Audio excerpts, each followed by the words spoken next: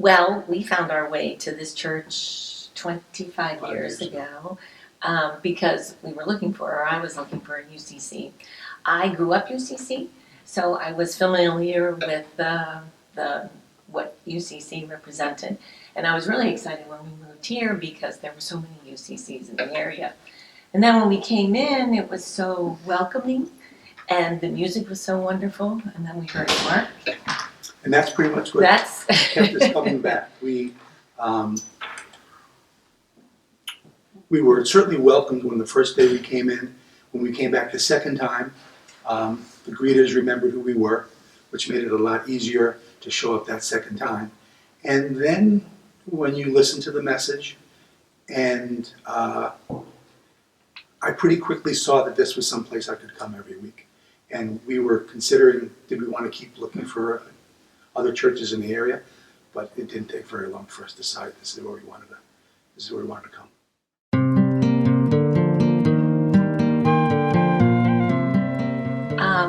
Well, let's see.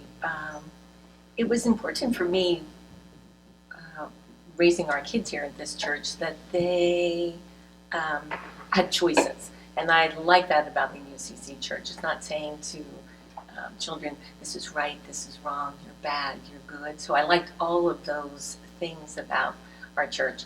I liked that there was Sunday school and there was a music program.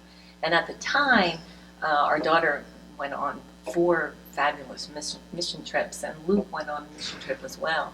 So there were things for them to express their faith, and I liked that a lot. One of the other things that I really like about this church is that there's such a wide range of ages. And I think when we baptize people, we make a promise that we're going to care about them, and we really do that. People really cared about our kids.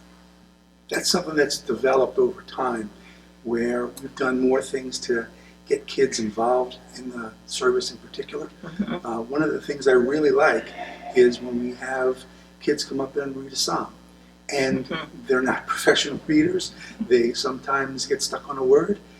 But to see a little kid go up there who's sometimes 5 or 6 years old and participate in the service, it isn't so much about us, it's about that kid's experience and being a part of what we're doing, which I really, really like.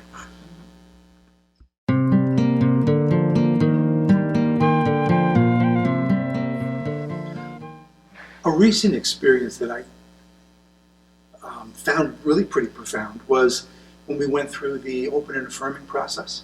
Mm-hmm. And we had discussions before that where you thought maybe there was a potential for less unanimity than I thought there was going to be. When we actually did the vote, I was really almost surprised, but really happy to see how much of the church organization was behind this.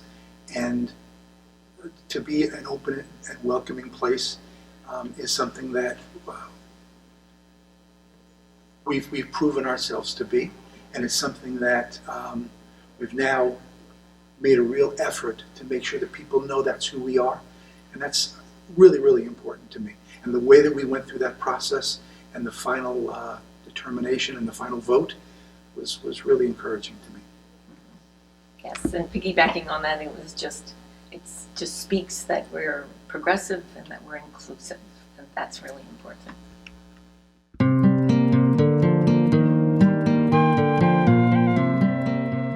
Well, we're at a place in time when a vision is going to be pretty important, because with our pastor leaving, we have to make some decisions about who we want to bring in to lead us and where that's going to take us. We certainly can't stay where we are now. It isn't going to work for us to just be the church we've always been. Traditions are important, but we need to know what's going to be important to us as we move forward.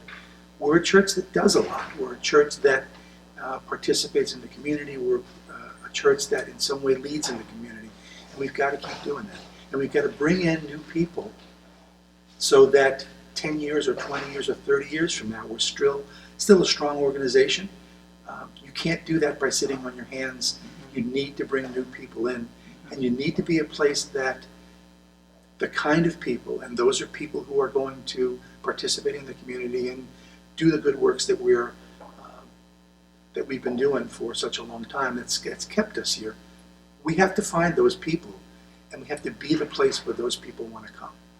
So we're at such a crossroads now with our pastor leaving that I think we really have to be open to change. And change is hard, but we need to do that. I don't think we can hunker down and hold on to our traditions. We have to be open, and we need to bring families in. We need to bring young people in. We need to bring all that energy.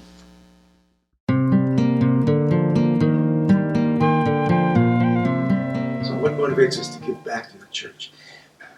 Given the size of this place, we're not a huge church. We're certainly not small, but the size of this church makes it so that you can't be the kind of person who just shows up on Sunday, throws a few dollars in the collection plate, and says, I'll be back next week, and see what happens in between. This is the kind of place where all of the members of the church are more or less required to do more than just show up. There are so many different ways that you can give, and this church is going to draw it out of you. It's going to give you opportunities, but more than that, it's going to encourage you to find ways that you can give back to the church itself and then to the wider community. And I've done more things in this church than I ever thought I was going to do, from being on the consistory to even week-to-week things like being a sound tech, things that I've been able to, it's been a way for me to participate that has been one of the great things about this church for me, is that I've been able to do more than just show up. I think for me, life is busy, and I know what it's like to have kids and work and a messy house and sports schedules, and all those things make it really, put all those constraints on your time. But for me, it is a balance. I need to come in here to feed my soul. I need that. I need that balance in my life, and this place offers that.